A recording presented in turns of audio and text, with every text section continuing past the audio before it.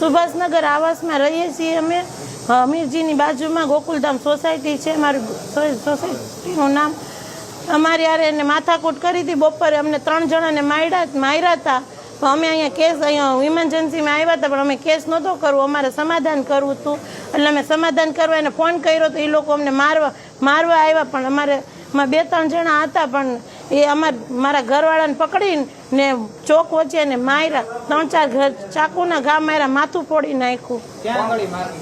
સુભાષનગર ચોકમાં.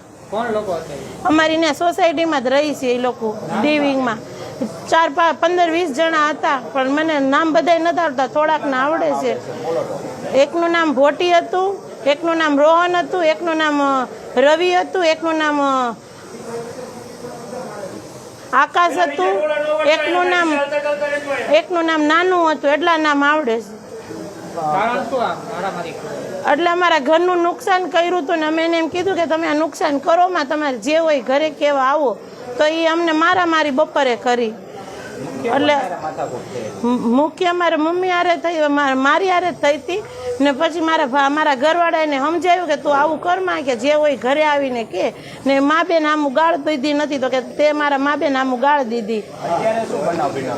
અત્યારે અમે એને સમાધાન કરવા બોલાવ્યા કે સમાધાન કરવું છે. અમે માફી માંગવા તૈયાર હતા. અમે 2 જણા કે અમે માફી માંગી લેવું, પણ એ લોકો સાંભળતા નતા. દારૂ પીધેલા હતા ને એવા હાવ હરામી માણસો હતા. અમે માફી માંગવા બોલાવ્યા, પણ માફી નહોતા. એ લોકો આવીને સીધી મારવા માંડ્યા. ને આ 4-5 જણાની 4 વ્હીલનું ગાડીનું, રિક્ષાનું, એ બધાની ગાડીનું અમને ધમકી દીધી કે અમારી રિક્ષાને હળગાવી નાખશે.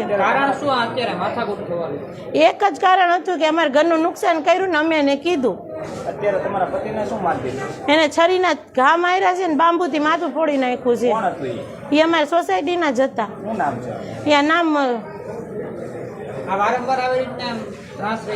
એનો ત્રાસ હોય છે, પણ એ મારામારી નહોતા કરતા. પહેલી વાર એને અમારે મારામારી કરી છે ને અમે એની યારે ઘણી વાર ઘરમાં બાંધણ કરી છે એની યારે.